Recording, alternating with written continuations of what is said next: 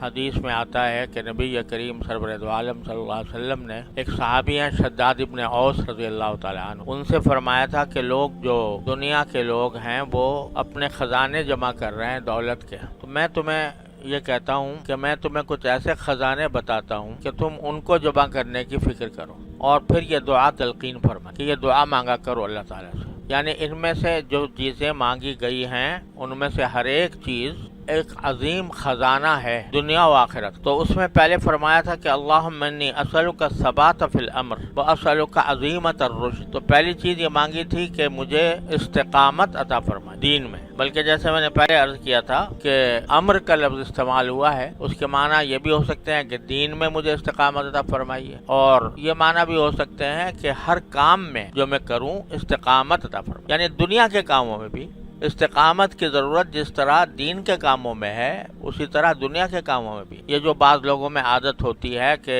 کچھ دن ایک کام کیا، پھر ایک دل اکتا گیا، دوسرا شروع کر دیا، اس سے دل اکتا گیا، تیسرا شروع کر دیا، یہ دنیا کے لحاظ سے بھی فائدہ مند نہیں ہوتا۔ دنیا کے لحاظ سے بھی فائدہ مند یہ ہے کہ یک درگیر و محکم گیر، ایک دروازہ پکڑو اور مضبوطی سے پکڑو، تو پھر اس میں استقامت کے نتیجے میں پھر دنیا کے مقاصد بھی پورے ہوتے ہیں۔ اور دین میں تو ہے ہی یہ بات کہ دین میں جو عمل بھی انسان کرے یا شروع کرے تو اس پر استقامت حاصل کرے، اس پر دوام حاصل کرے۔ حضرت معاذ ابن جبل رضی اللہ تعالیٰ عنہ سے نبی کریم سرور دو عالم صلی اللہ علیہ وسلم نے ارشاد فرمایا تھا کہ اخلص دینک یکفیک العمل القلیل، اپنے دین میں اخلاص پیدا کر لو تو تھوڑا عمل بھی کافی ہو جائے گا تمہیں جنت تک پہنچانے کے لیے۔ اور یہ فرمایا قل آمنت باللہ واستقم، ایک مرتبہ یہ کہہ دو کہ میں اللہ پر ایمان لایا، پھر اس پر استقامت اختیار کر لو۔ اور نبی کریم سرور دو عالم صلی اللہ علیہ وسلم سے بھی قرآن کریم نے یہ فرمایا واستقم کما امرت،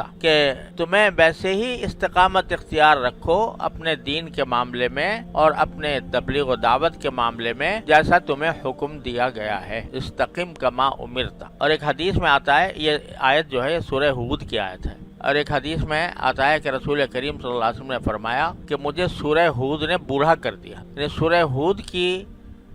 جو آیات ہیں انہوں نے مجھے بوڑھا کر دیا، یعنی مجھے اتنا اس کا میرے اوپر بوجھ رہا اور اس کی ذمہ داری کا اتنا احساس رہا کہ اس نے مجھے بوڑھا کر دیا۔ بعض حضرات یہ سمجھے کہ سورہ ہود کے اندر اللہ تبارک و تعالیٰ نے پچھلے انبیاء کرام علیہ السلام کا ذکر کیا ہے اور پچھلی قوموں کا کس طرح ان کو ہلاک کیا گیا، اور بڑی تفصیل سے بتایا ہے کہ کون سی قوم کو کس طرح جب دعوت دی گئی انہوں نے انکار کیا تو پھر اللہ تعالیٰ نے ان پر عذاب نازل کیا، تو وہ بہت سارے واقعات بیان کیے ہیں۔ تو بعض حضرات نے یہ کہا کہ رسول کریم صلی اللہ علیہ وسلم نے فرمایا کہ سورہ ہود نے مجھے بوڑھا کر دیا، اس کا مقصد یہ ہے کہ اس سورہ ہود میں جو پچھلی اقوام کا ذکر ہے کہ ان کو کس طرح عذاب دیا گیا، اس کے تصور سے میں بوڑھا ہو گیا کہ کہیں ایسا نہ ہو کہ میری امت کے اوپر بھی کوئی عذاب آ جائے۔ لیکن زیادہ تر مفسرین کا کہنا یہ ہے کہ نہیں، بلکہ یہ جو آیت ہے سورہ ہود کے اندر کہ فاستقم کما امرت، کہ جیسے تمہیں حکم دیا گیا ہے اس پر استقامت اختیار کرو۔ اب استقامت میں یہ بات بھی داخل ہے کہ برائیاں کی جا رہی ہیں، طعنے دیے جا رہے ہیں، تکلیفیں پہنچائی جا رہی ہیں، اذیتیں دی جا رہی ہیں، مگر مضبوطی سے پکڑے ہو۔ تو استقامت بڑی عظیم چیز ہے، اور دین کے معاملے میں خاص طور پر اور دنیا کے معاملے، اس لیے سب سے پہلی چیز جو مانگی ان خزانوں میں، وہ خزانہ کیا ہے؟ الثبات فی الامر، کہ مجھے استقامت عطا فرما، جو کام بھی کروں استقامت کے ساتھ کروں۔ پھر دوسری چیز اسألک عظیمت الرشد، کہ میں آپ سے مانگتا ہوں کہ بھلائی کے کام کے اندر مجھے عزم سمیم عطا ہو جائے، ارادے جو پیدا ہوں وہ اچھائی کے ہوں، بھلائی کے ہوں۔ اور جیسا میں نے عرض کیا تھا کہ رشد کے معنی جو ہے نا وہ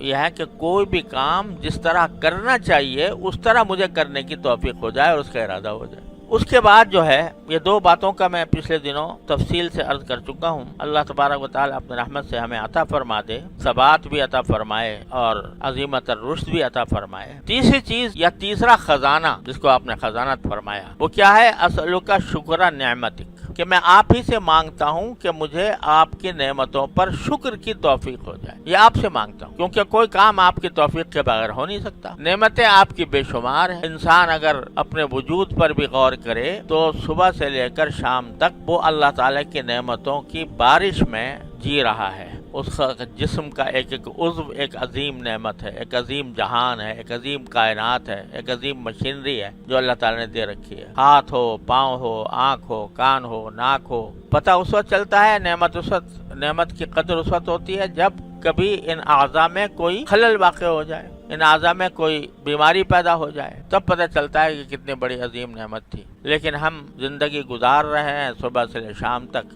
ان نعمتوں کے اندر جی رہے ہیں۔ قرآن کریم توجہ دلاتا ہے کہ اسبغ علیکم نعمہ ظاہرۃ و باطنہ، کہ اللہ نے تمہارے اوپر نعمتیں نچھاور کی ہیں، ظاہری بھی اور باطنی بھی۔ لیکن آدمی